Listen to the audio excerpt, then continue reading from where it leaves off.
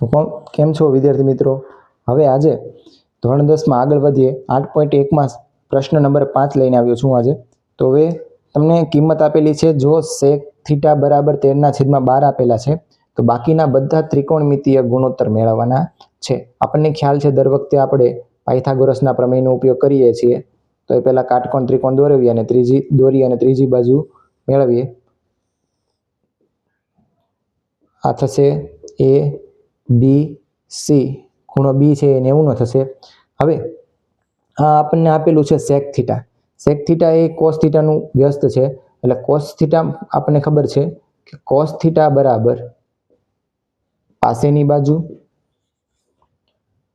બાજુ છેદમાં કર્ણ હોય છે. તો અહીંયા સેક થીટા એટલે શું થઈ જશે? કર્ણના છેદમાં, એનું વ્યસ્ત છે એટલા માટે કર્ણના છેદમાં પાસેની બાજુ. તો હવે સેક થીટા બરાબર કર્ણ એટલે આ કર્ણ થશે, આની સામેની બાજુ કર્ણ થશે, અને પાસેની બાજુ માંગી છે, આપણે સેક થીટાની વાત કરી છે, તો આપણે કોઈ પણ ખૂણો થીટા ધારશું. ધારો કે આ ખૂણો ધારી લઈએ, તો આ થીટા હોય તો એના પ્રમાણે કર્ણ તો આ ફરજિયાત આ જ રહેશે 13, અને પાસેની બાજુ એટલે થીટાની પાસેની બાજુ આ છે એટલે આ થશે 12. તો બાકીની બાજુ આપણે એ બી મેળવવાની રહેશે. તો મેળવીએ. કર્ણનો વર્ગ બરાબર બાકીની બે બાજુ એ બી વત્તા બીસીનો વર્ગ, એ બીનો વર્ગ વત્તા બીસીનો વર્ગ. એ બીની કિંમત આપણી પાસે નથી એટલે લખીએ એ બીનો વર્ગ વત્તા બીસી બરાબર આપ્યા છે 12નો વર્ગ.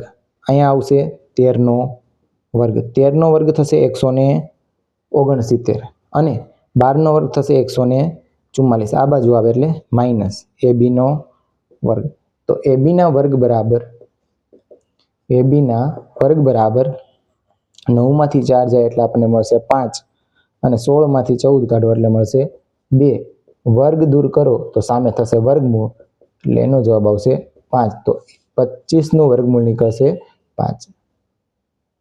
હવે આ કિંમત મળી આપણને 5. બાકીના ત્રિકોણમિતીય ગુણોત્તર મેળવવાના છે, તો પહેલા મેળવીએ સાઇન થીટા. સાઇન થીટા એટલે શું આવશે?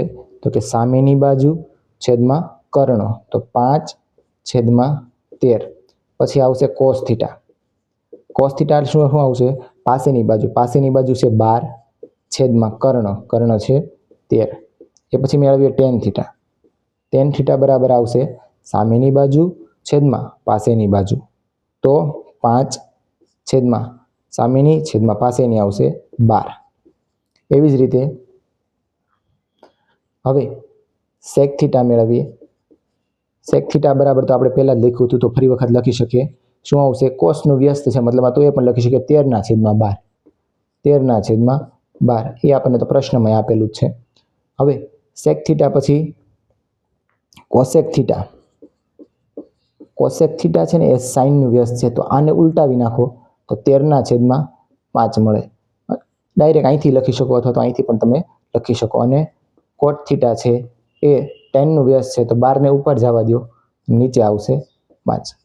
તો વિદ્યાર્થી મિત્રો અહીંયા સુધી રાખીએ આપણે. અને જો તમને લોકોને મજા આવતી હોય તો મારી ચેનલને સબસ્ક્રાઈબ કરી લેજો. અને આગળના વિડીયો માટે છે હવે હું નેક્સ્ટ વિડીયોમાં ફરી પ્રશ્ન નંબર 6 લઈને આવીશ.